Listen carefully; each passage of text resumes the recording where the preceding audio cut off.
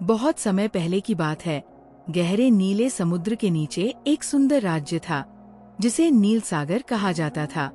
वहाँ की राजकुमारी का नाम माणिक्या था। उसकी सुंदरता की चर्चा पूरे समुद्र में थी, लेकिन उसकी सबसे अनोखी विशेषता थी 7 जादुई मोती जो उसे उसकी माँ रानी मानिदीपा ने दिए थे। ये मोती राजकुमारी की शक्ति का प्रतीक थे और नील सागर राज्य की रक्षा करते थे। एक दिन जब राजकुमारी महल के बगीचे में खेल रही थी, एक रहस्यमयी काली परछाई महल के खजाने में घुसी। वह कोई और नहीं बल्कि कालमच्छ नामक एक दुष्ट समुद्री दैत्य था। उसने बड़ी चालाकी से राजकुमारी के 7 मोती चुरा लिए और समुद्र की अंधेरी गुफा में जाकर छुप गया। जब राजकुमारी को ये पता चला तो वो बहुत दुखी हुई। उसके पिता राजा वरुणेंद्र ने उसे समझाया, बेटी, ये मोती सिर्फ तुम्हारी सुंदरता का गहना नहीं बल्कि हमारे राज्य की शक्ति है। अगर ये मोती हमारे पास नहीं रहे तो नील सागर पर संकट आ सकता है। राजकुमारी ने ठान लिया कि वह इन मोतियों को वापस लाएगी, चाहे जो भी हो जाए। राजकुमारी ने अपनी यात्रा शुरू की। सबसे पहले वह जलदूत नामक एक बूढ़े समुद्री कछुए के पास पहुंची। वह समुद्र का सबसे ज्ञानी प्राणी था। उसने कहा, अगर तुम्हें अपना पहला मोती चाहिए तो मेरी पहेली का उत्तर दो। परेशान लेकिन दृढ़ निश्चय के साथ राजकुमारी ने पूछा, पूछिए जलदूत बाबा। जलदूत ने मुस्कुराकर पूछा, वह क्या है जो पानी में जन्म लेता है, हवा में उड़ता है और धरती पर मर जाता है? राजकुमारी ने सोचा और तुरंत जवाब दिया, बुलबुला। जलदूत बहुत खुश हुआ और उसने सीप से पहला मोती निकालकर राजकुमारी को दे दिया। आगे बढ़ते हुए राजकुमारी को ज्वालाम छली नामक एक विशाल लाल मछली मिली। उसने राजकुमारी से कहा, अगर तुम अग्नि की लहरों को पार कर सको तो मैं तुम्हें दूसरा मोती दूंगी। ये एक कठिन चुनौती थी। पानी में आग की लहरें उठ रही थी, लेकिन राजकुमारी ने अपनी जादुई माला को सिर पर रखा और धीरे धीरे तैरते हुए सुरक्षित पार पहुंच गई। ज्वालाम छली ने प्रसन्न होकर दूसरा मोती उसे सौंप दिया।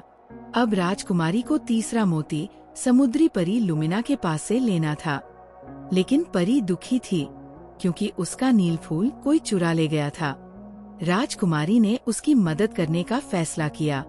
कई घंटों की खोज के बाद उसे समुद्री झाड़ियों में छिपा एक नीली रोशनी वाला फूल मिला। जैसे ही उसने उसे परी को लौटाया, परी प्रसन्न होकर बोली, तुम्हारी अच्छाई ही तुम्हारी सबसे बड़ी शक्ति है राजकुमारी। और उसने उसे तीसरा मोती दे दिया। आगे का सफर और भी खतरनाक था। राजकुमारी एक काले रंग की बड़ी समुद्री नागिन विशालता के इलाके में पहुंची। नागिन ने कहा, अगर तुम मुझे हरा सको तो चौथा मोती तुम्हारा। राजकुमारी ने अपनी तलवार निकाली और नागिन से युद्ध करने लगी। कुछ समय बाद जैसे ही नागिन ने उस पर झपट्टा मारा, राजकुमारी ने बड़ी चतुराई से एक चट्टान की ओर छलांग लगाई। नागिन सीधा चट्टान से टकराई और बेहोश हो गई। राजकुमारी ने चौथा मोती उठा लिया और अपनी यात्रा जारी रखी। अब वह जल दैत्यों की गुफा में पहुंची, जहां कालमच्छ के सैनिक मोती छुपाए बैठे थे। उन्होंने राजकुमारी को घेर लिया, लेकिन उसने अपनी जादुई आवाज से जल में हलचल पैदा कर दी। पानी की लहरें इतनी तेज हो गई कि जल दैत्य भाग खड़े हुए। राजकुमारी ने 5वां मोती उठाया और आगे बढ़ी। राजकुमारी अब कालमच्छ के महल के पास थी, लेकिन महल के बाहर एक रहस्यमयी भूल भुलैया थी। राजकुमारी को रास्ता खोजने में काफी परेशानी हुई, लेकिन उसकी चतुराई और धैर्य ने उसे बाहर निकाल दिया। महल के द्वार पर छठा मोती पड़ा था। जैसे ही उसने उसे उठाया, कालमच्छ गरजता हुआ आ गया। अब अंतिम मोती कालमच्छ के पास था। उसने कहा, अगर मुझसे जीत सकती हो तो लो यह मोती। युद्ध शुरू हुआ। कालमच्छ बहुत शक्तिशाली था, लेकिन राजकुमारी अपनी बुद्धिमत्ता से लड़ रही थी। उसने समुद्री जाल का उपयोग किया और कालमच्छ को उसमें फंसा दिया। हार मानते हुए कालमच्छ ने 7वां मोती उसे दे दिया। राजकुमारी ने 7 मोती लेकर नील सागर वापसी की। जैसे ही उसने मोतियों को अपने मुकुट में रखा, पूरे राज्य में रोशनी फैल गई।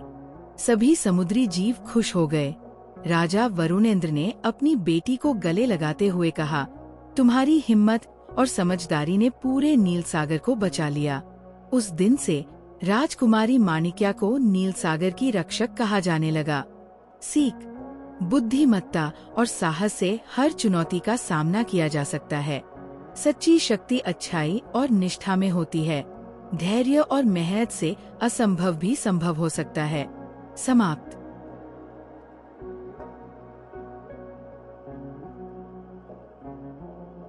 बहुत समय पहले की बात है।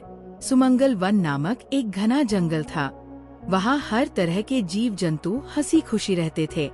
उन्हीं जीवों में एक था नन्हा हाथी गोलू।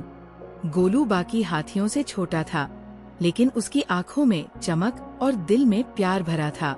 वह हमेशा नए दोस्त बनाने की कोशिश करता, लेकिन जंगल के दूसरे जानवर उसे छोटा और कमजोर समझकर उसकी दोस्ती नहीं स्वीकारते थे।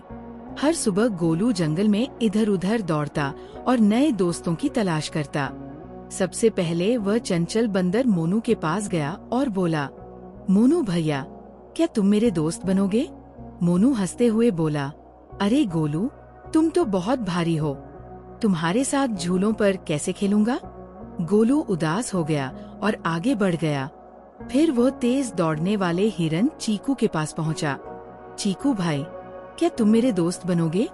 गोलू ने उत्सुकता से पूछा। चीकू ने उसे देखकर सिर हिलाया और बोला, तुम तो बहुत धीरे चलते हो, मैं तुम्हारे साथ कैसे खेल सकता हूँ? गोलू मायूस हो गया, लेकिन उसने हार नहीं मानी। वो जंगल के अन्य जानवरों से भी दोस्ती करने की कोशिश करता रहा, लेकिन सबने उसे मना कर दिया। गोलू बहुत उदास था। वह जंगल के किनारे जाकर अकेला बैठ गया। तभी वहाँ एक बूढ़ा कछुआ टिल्लू धीरे धीरे चलता हुआ आया। क्या हुआ बेटे, इतने उदास क्यों हो? टिल्लू ने पूछा। गोलू ने अपनी पूरी कहानी सुना दी। कैसे वह दोस्तों की तलाश कर रहा था, लेकिन कोई उसे दोस्त नहीं बना रहा था। टिल्लू ने मुस्कुराकर कहा, सच्चे दोस्त दिखावे से नहीं, दिल से बनते हैं। समय आने पर तुम्हें सच्ची दोस्ती का मतलब समझ आएगा। गोलू कुछ समझ नहीं पाया, लेकिन उसने टिल्लू की बात दिल से रख ली। एक दिन जंगल में बहुत तेज गर्मी पड़ी। अचानक जंगल के एक हिस्से में आग लग गई। हवा के तेज झोंकों से आग फैलने लगी। सभी जानवर डरकर इधर उधर भागने लगे। मोनू बंदर सबसे ऊंचे पेड़ पर चढ़ गया। चीकू हिरण जंगल के दूसरी ओर भाग निकला।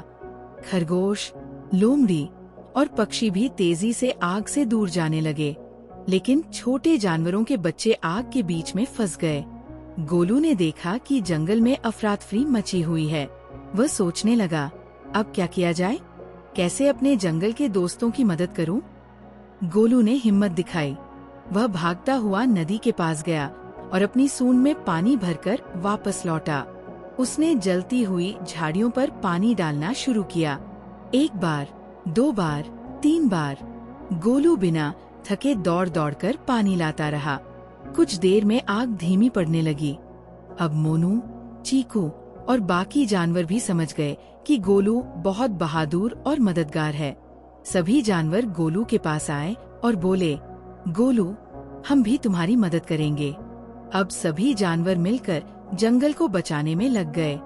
मोनू और चीकू छोटे जानवरों को सुरक्षित जगहों पर ले जाने लगे।